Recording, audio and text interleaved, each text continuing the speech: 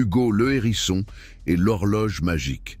Au cœur d'une vaste forêt verdoyante, vivait un petit hérisson nommé Hugo.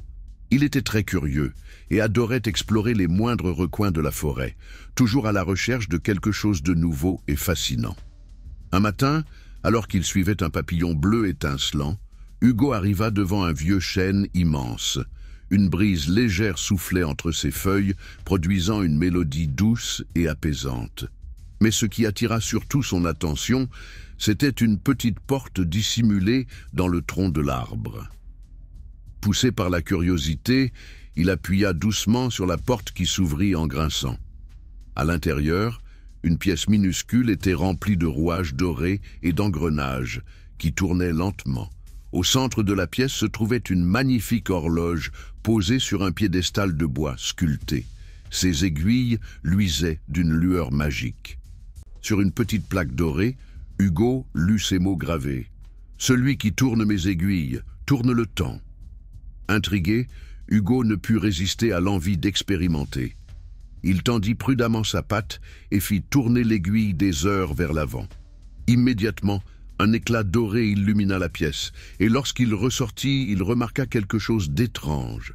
Le soleil était déjà haut dans le ciel, alors que quelques instants plus tôt, l'aube commençait à peine.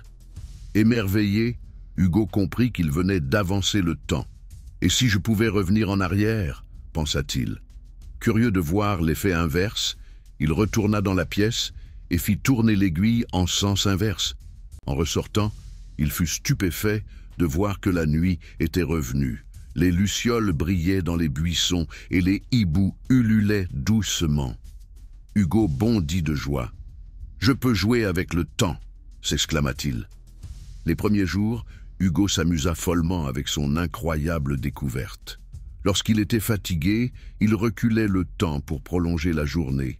S'il était impatient d'un grand festin chez ses amis, il accélérait les heures. Mais rapidement, il se rendit compte que ses actions avaient des conséquences inattendues. Un matin, alors qu'il était affamé, il avança le temps jusqu'au dîner. Cependant, en arrivant chez sa meilleure amie, Lucie la loutre, il s'aperçut qu'elle était déjà endormie, pensant que la nuit était passée trop vite. Un autre jour, voulant rejouer une magnifique journée ensoleillée, il recula le temps. Mais à son grand effroi, il vit que les baies qu'il avait mangées plus tôt avaient disparu de son ventre et qu'il avait de nouveau faim. Oh non, tout recommence comme si rien ne s'était passé, réalisa-t-il un peu inquiet. Un jour, Hugo eut une idée encore plus audacieuse. Et si, au lieu de jouer avec quelques heures, il retournait dans le passé lointain? Il fit alors tourner l'horloge plusieurs tours en arrière. Quand il sortit, la forêt lui semblait différente. Il remarqua avec stupeur que certains arbres étaient plus jeunes et que son ami Arthur l'écureuil était encore un tout petit bébé. Pris de panique, Hugo voulut remettre tout en ordre et retourna rapidement à l'horloge. Mais dans sa précipitation, il la fit avancer trop vite et se retrouva soudain dans un futur lointain. Les arbres étaient gigantesques, ses amis avaient disparu et il se sentait terriblement seul. Le cœur battant, il comprit enfin l'erreur qu'il avait commise. Le temps est précieux et chaque moment doit être vécu sans être modifié, pensa-t-il avec sagesse. Il fit alors tourner l'horloge avec soin pour revenir à son époque exacte. Lorsqu'il retrouva ses amis, Hugo leur raconta tout ce qui lui était arrivé. Lucie la loutre hocha la tête. « Parfois, nous voulons que le temps passe plus vite ou qu'il revienne en arrière, mais ce qui compte vraiment, c'est de profiter de chaque instant, car il ne revient jamais. » Arthur l'écureuil ajouta « Et si tu avais changé quelque chose d'important dans le passé, qui sait ce qui serait arrivé dans le futur ?» Hugo acquiesça. Il retourna voir l'horloge magique une dernière fois et la laissa immobile, décidé à ne plus jamais altérer le temps.